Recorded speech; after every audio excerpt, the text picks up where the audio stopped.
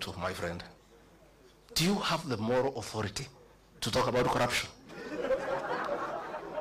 And we sympathize with you because juzi kumekuwa na opinion poll on the most corrupt person in the world. And we are unhappy that you are rigged. Instead of giving you number 1, they give you number 2.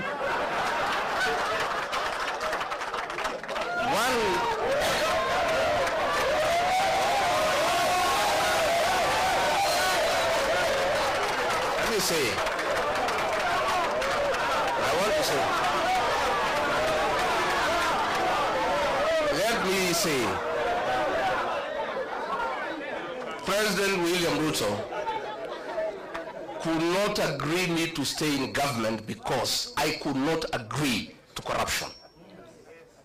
The State House of Nairobi is the real center of corrupt activities. And there are two, watu wawili, moja anaitwa Adil na mwingine anaitwa Jayesh.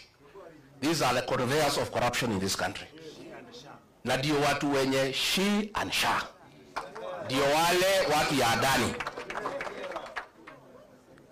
Na hawa watu wakija kuona rais, hata ukiwa deputy president na minister, utamungoja hapo saa 5 akiongea na hiyo watu.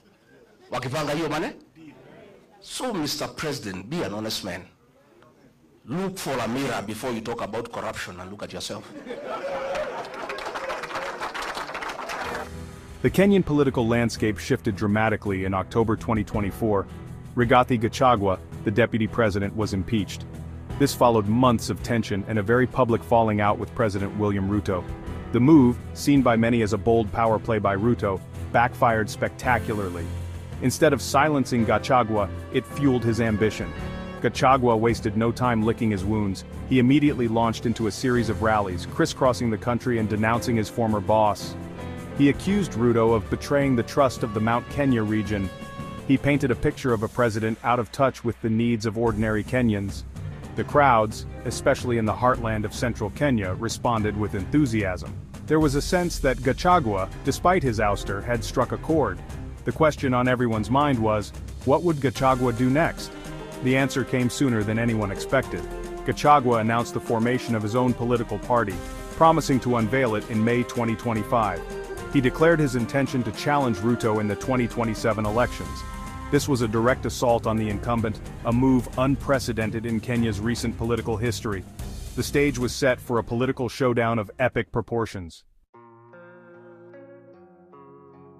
Gachagua's entry into the opposition was a game-changer. He immediately became the most visible and vocal critic of the Ruto administration. His rallies drew huge crowds, and his pronouncements were followed closely by the media and the public alike. He tapped into the growing discontent among Kenyans struggling with the high cost of living. He criticized Ruto's economic policies, accusing him of favoring the wealthy at the expense of the poor. He promised a more inclusive and equitable approach if elected. Ati ndio mimi nisisaidie nyinyi. Siku nilimsaidia, hakujua mimi ni mkabila. When we voted for William Ruto, we knew he's not a Kikuyu. 87% of my people voted for him. We knew he's not a Kikuyu. 13% voted for Raila Odinga. We knew he's not a Kikuyu. We had our own candidate called Wahiga Mwaura. We never voted for him. Because we are not tribal. Saa hii ameona tunashikana na watu ya Wiper. Ameona tunashikana na Mulembe Nation. Na hapo Mulembe Nation ndio naona amekwamia hapo. I think it's his last hope. Sasa anakuja huko kusema ati mimi ni mkabila, ati ndio msinikaribishe tusifanye pamoja. President William Ruto, hear it from here, Chui House. The same way Mulima ilisaidia wewe, it is possible tunaweza saidia hii watu ya Mulembe.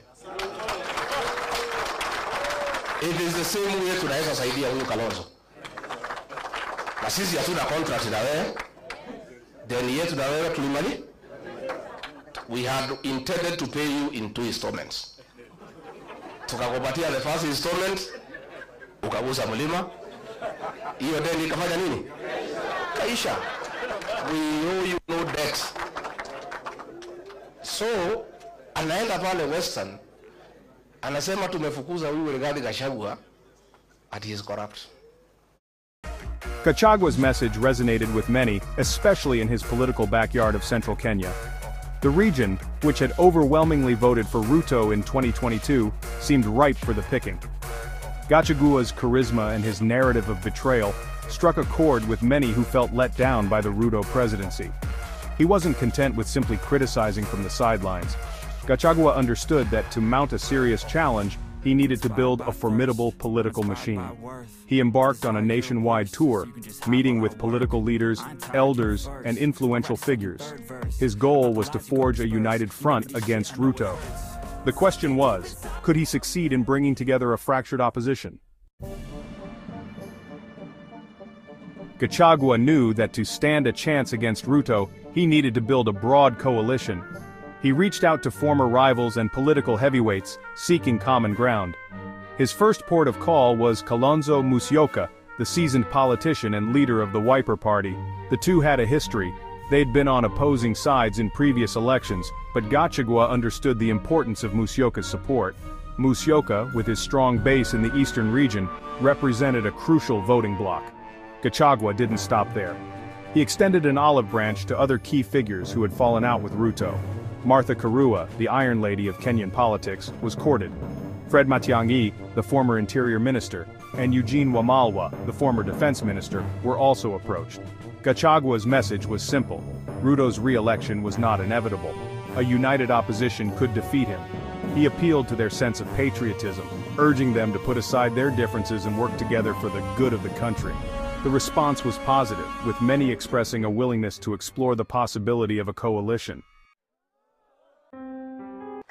And we shall make whatever sacrifices necessary to make sure that William Ruto is a one-term president. People have short memories. President William Ruto has a very short memory. This team here, we sat with him in my house and we assured him that he'll be president and we'll do whatever it takes to make sure he is president. And we worked very hard. And we took him to State House. And when he reached there, he put aside everything we had agreed on how we need Kenya to be. We had 47 economic charters with each and every county agreeing on the economic interventions that will be required for each county. He put them aside. We had agreed on the payment of pending bills for our business community to bring money into circulation. He put that one aside. We had agreed on the bottom-up economic model of putting money into people's pocket. The minute he reached State House, he changed course. He got a small team of economic advisors and came up with a very brutal program of removing whatever little money was in people's pocket from their pockets. Along the way, I could not agree with him. I couldn't agree with him because I'm a very principled person. And I told him, boss, we have lost focus. This is what we told the people of Kenya. We had assured the people of Kenya that we will never carry out evictions and demolitions that are inhuman. And when he made a decision to evict people from Nairobi River along the line, and the Nairobi River Commission was in my office and he asked me to lead that program, I told him I can't do it because it's against my principle. And he said, you must do it. When we had the Finance Bill 2024, I was a lone voice in cabinet telling him, listening to the people of Kenya, they will not accept this finance bill. And it will leave us with an egg on our face. He became intolerant. He became dictatorial. And the government that he leads is a one-man show. I can tell you today, all those ministers you see there, they are flower girls. I was the only man in that cabinet who could stand up and tell him, hey boss, no, this can't work. And that's why he needed me out, so that he can put a protege and other fellows just to say, yes sir, yes sir. It's a praise and worship choir for the president. And I couldn't fit in that choir. I couldn't fit in that choir. You know, And he is very bitter, extremely angry, very irritable, that for a whole 6 days he's just abusing me in Western Kenya. Rigathi Gachagua is not a road in Webuye. He is not a hospital in Vihiga. He is not a water pan in Kakamega. He is not a slaughterhouse in Bungoma. President of the Republic of Kenya has gone to Western for 6 days, just talking about Rigathi Gachagua, occasionally Kalonzo Musyoka, because he's bitter that his voting bloc, the one that made him president, the Mount Kenya bloc, is gone and gone and gone forever. And I told him, it is his own undoing. I told him, don't touch the mountain. See the Bible. If you read the Exodus, I told him.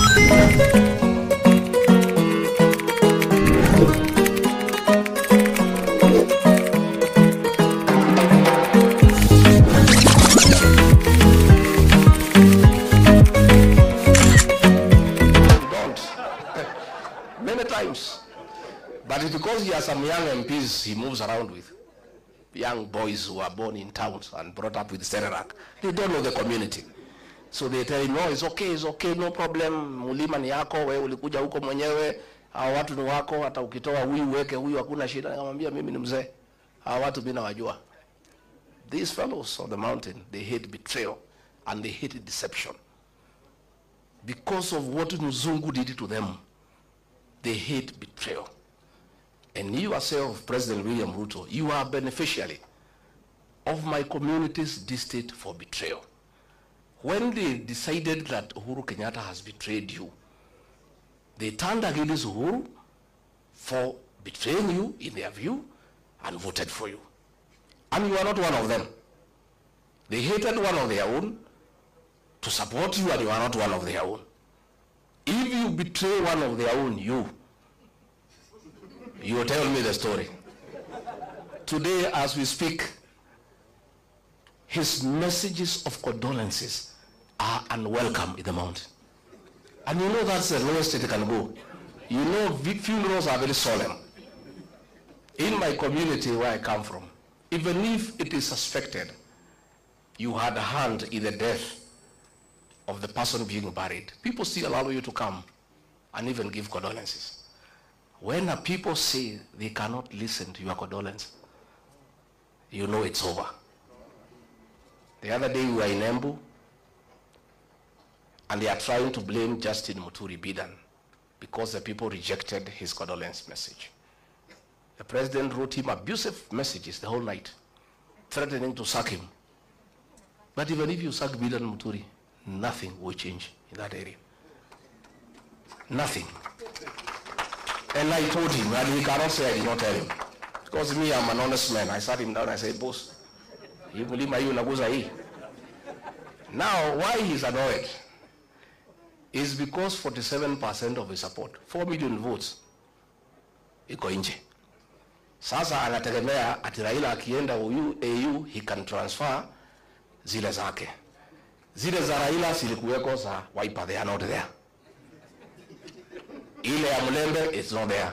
Hii ya Kisii, it's not there. Huyu jamaa amekwama. Amekwama. And I can tell you, because I know him, he is cornered. Kazi yetu rahisi sana is to stay together and unite our people. Mimi naomba jamii ya Mlembe. Looming over this political chess game was the enigmatic figure of Raila Odinga. The veteran opposition leader, after losing the 2022 presidential election, had taken a back seat but remained a powerful force in Kenyan politics. His next move was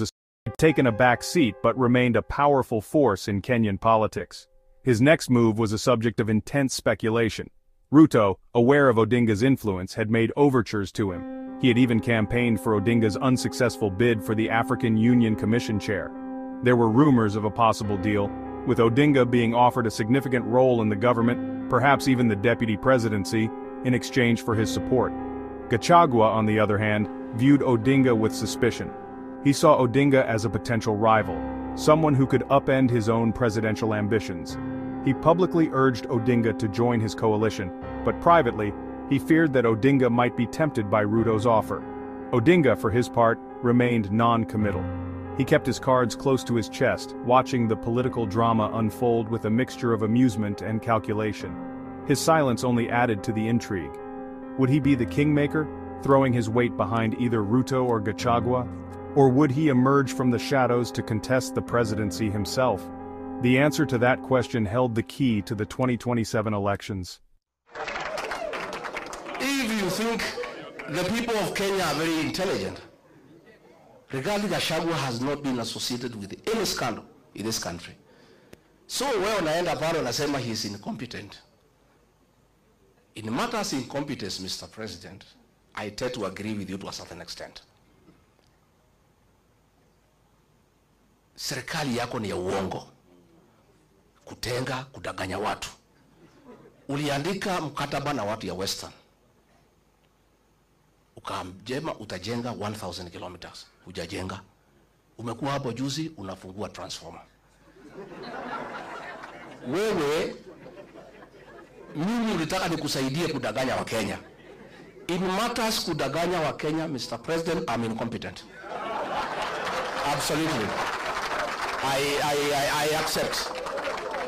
Because hiyo alikuwa anataka tuende kulaunch barabara na anajua hakuna budget, tukitoka matinga inafanya nini? Sasa hiyo ndio kazi rais anataka nimsaidie. Ndio anasema huyu haelewi program za serikali. Sasa kwenda kupeleka matinga ukijua hakuna kazi inafanywa, hiyo ni program ya serikali. He was telling me to go and defend Adani.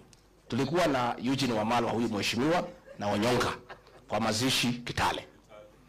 Huyu Onyonga akaamuka, akalima serikali mambo ya Adani, na mimi nakaa tu pale. I don't want to nod because I'm still in office. That Adani thing is the worst form of corruption in this country. So mimi nilipoamuka, I never responded. So one of the PAs ya mkubwa akanipigia simu.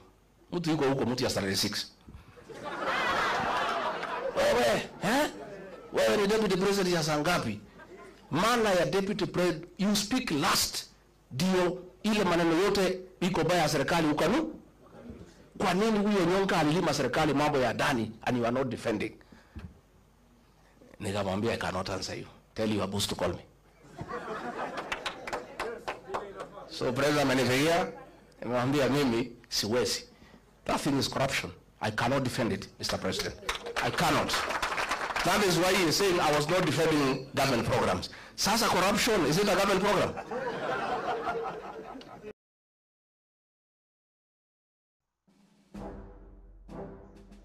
In the heart of the conflict, tensions reached their peak. Each side, driven by a desperate need to survive, clashed with unrelenting force. The stakes had never been higher, and the outcome would shape the future for generations to come. As the battle raged on, it became clear that only one side could emerge victorious. In this moment of chaos and determination, the true nature of courage and resilience was revealed. Every decision, every move, could mean the difference between life and death. This was not just a fight for territory, but a battle for survival itself. As we look ahead, the political landscape of Kenya presents a mix of challenges and opportunities. Various experts predict that the coming years will be crucial for the nation's development. The decisions made today will shape the future for generations to come. So, what can we expect? Well, let's take a moment to imagine what the future might hold for Kenya. With advancements in technology and a growing emphasis on education, the potential for economic growth is immense. However, this will require strategic planning and a commitment to addressing underlying issues such as corruption and inequality. The future of Kenya hinges on its ability to harness its strengths and address its weaknesses. From its vibrant youth population to its rich natural resources, the country has the tools needed for success. But will the political will be there to drive the necessary changes? Only time will tell. So wanasema ati I'm incompetent, hii mtu hakuna kitu anaelewa. Sasa kama serikali ni wizi tupu, sasa what is there to defend? Walinipeleka Senate ati nimekataa watu watolewe Nairobi River. Walinishitaki nimekataa watu wafukuzwe Marigiti market. Those are things I could not do. Ukiangalia hii maneno ya affordable housing, it is the worst fraud against the people of Kenya. And it's good today I tell the country. And those are things he was telling me to go to TV to defend. I told him I will not. Mimi pia nikichwa ngumu. That housing, initially we believed in the president. That ni ya kuleta ajira, nini, maneno kizungu mingi, we looked okay. Until it came to my attention, it has nothing to do with housing. Ni biashara. Ya kwamba PS wa housing. Ukitaka kujenga affordable housing, you must go and sign a subcontract na kampuni ile tauza simiti na chuma na mabati. Na hiyo kampuni watu wale wakubwa zaidi Kenya wako ndani ya wapi?